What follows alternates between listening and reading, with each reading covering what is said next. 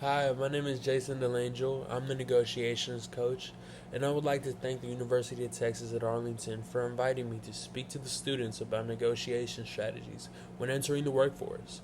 Today, I will be discussing ideas from Chapter 2 of the Negotiation Handbook, which focuses on creating win win solutions in negotiations. Many people think negotiations are about winning and defeating the other side, but in reality, the most effective negotiation focuses on creating value for both parties involved. To explain this concept, I'll be talking about three key strategies: collaborative negotiation, identifying common ground, and active listening. As we move on to the second slide, the first concept discussed in the chapter is collaborative negotiation. Instead of approaching a negotiation as a competition between one another and I gotta win, he has to lose, or she has to win, I have to lose, look at it as a push and pull, but we're steering towards the same goal. We're looking to both benefit from this negotiation and this partnership between one of us. Finding solutions that benefit for everyone involved is something that both sides should be striving for.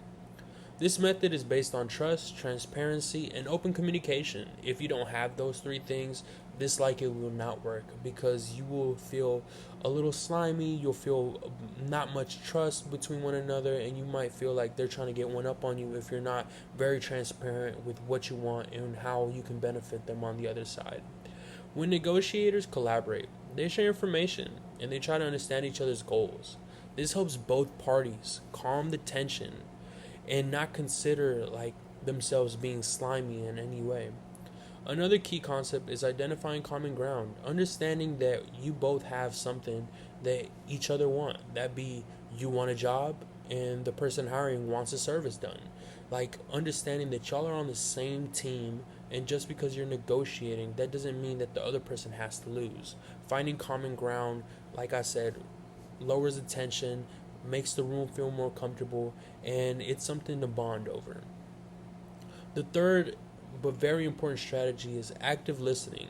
Paying attention while someone else is talking or saying a point that they brought up shows that you care and brings their guards down to where the person who is talking says, "Oh, yeah, he actually does care about what I'm saying and is actually paying attention and values my time and is somebody that I would look to hire."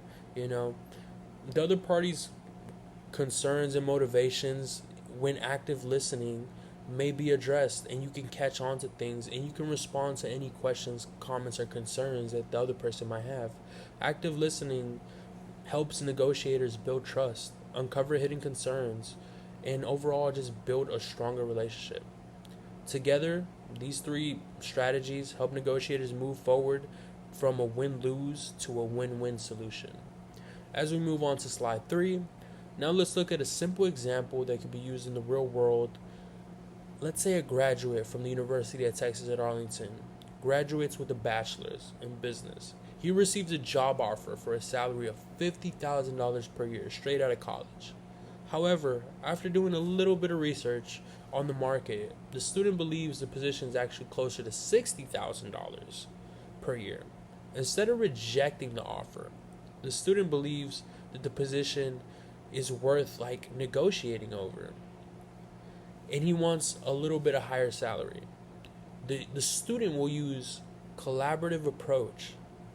First, the student identifies common ground.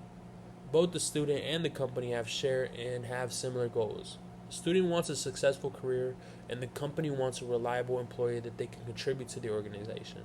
Next, the student communicates and is transparent and respectful. They might say something along the lines of, "Thank you for the opportunity. I'm very excited about the position and the chance to contribute to the team. Based on the research I've done and the responsibilities of this role, I was expecting the salary to be a little closer to $60,000. Is there flexibility in this offer?" This response keeps the conversation light, collaborative, rather than confrontational.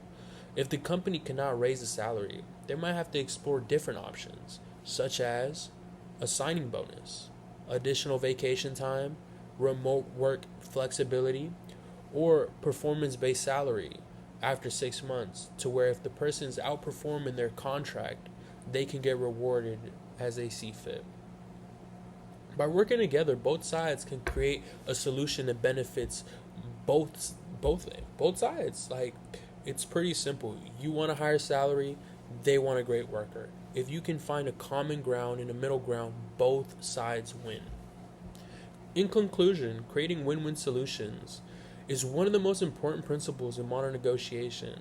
Instead of focusing on defending or defeating this one side, successful negotiators focus on collaboration, understanding the shared value by using strategies like collaborative negotiation, identifying common ground, and active listening.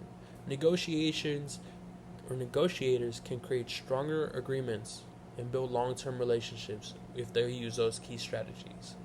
Thank you again to the University of Texas at Arlington, and I hope these strategies help you succeed in future negotiation, Mavericks. Mav up.